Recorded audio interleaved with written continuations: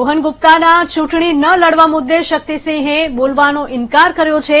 કોંગ્રેસ પ્રદેશ પ્રમુખ શક્તિસિંહ ગોહિલે પ્રતિક્રિયા આપવાનું ટાળ્યું છે। રોહને પિતાની તબિયતના કારણે ચૂંટણી ન લડવાનું કહ્યું છે તેવું તેમણે કહ્યું હતું।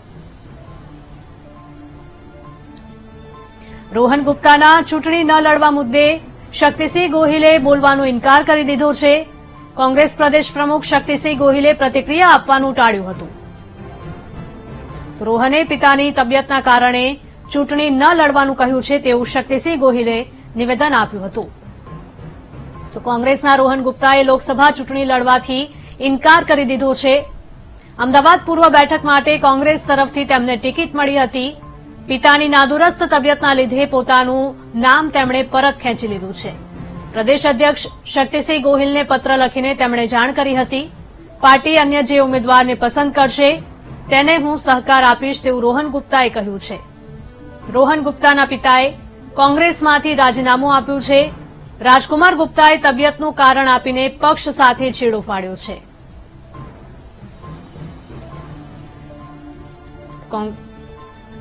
રોહન ગુપ્તાના ચૂંટણી ન લડવા મુદ્દે શક્તિસિંહે બોલવાનો ઇનકાર કરી દીધો છે। કોંગ્રેસ પ્રદેશ પ્રમુખ શક્તિસિંહ ગોહિલે પ્રતિક્રિયા આપવાનું ટાળ્યું હતું। રોહને પિતાની તબિયતના કારણે ચૂંટણી ન લડવાનું કહ્યું છે। સંવાદદાતા પાર્થ જોડાયા છે ફોનલાઈન પર।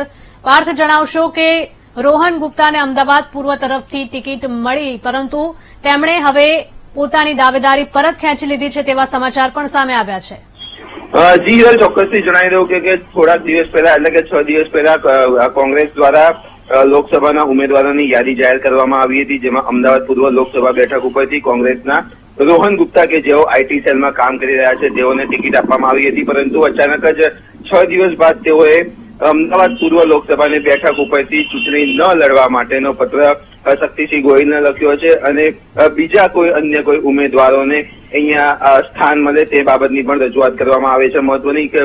મહત્વનું કારણની વાત કરવામાં આવે તો તેમના પિતાની તબિયત ખરાબ હોવાના કારણે તેઓ ચૂંટણી નહીં લડાઈ શકે તેવું તેઓએ કારણ સામે ધર્યું છે, પરંતુ જે રીતની અંદરની વાત સામે આવી રહી છે કે અમદાવાદ પૂર્વ લોકસભા બેઠક ઉપરથી તેમના પિતા પણ કે જેઓ રાજકુમાર ગુપ્તા છે તેઓ પણ ચૂંટણી લડ્યા હતા અને 56,000 મતથી તેઓ હાર્યા હતા। તેમના પિતાને ખબર હતી કે રોહન ગુપ્તા આ બેઠક ઉપરથી ચૂંટણી લડશે ખરી, પરંતુ જીતી નહીં શકે, કારણ કે આ ભાજપની એકદમ સેફ સીટ છે। તેના કારણે જ તેઓએ ચૂંટણીમાંથી પગ પાછી પાની કરી છે અને હાલમાં વાત કરવામાં આવે તો 1 વાગ્યાની આસપાસ રોહન ગુપ્તા સત્તાવાર રીતે જાહેરાત કરશે કે તેઓએ શા માટે ચૂંટણી લડી નથી, પગ પાછી પાની કરી છે। જી ચોક્કસ। જી પાર્થ, આભાર।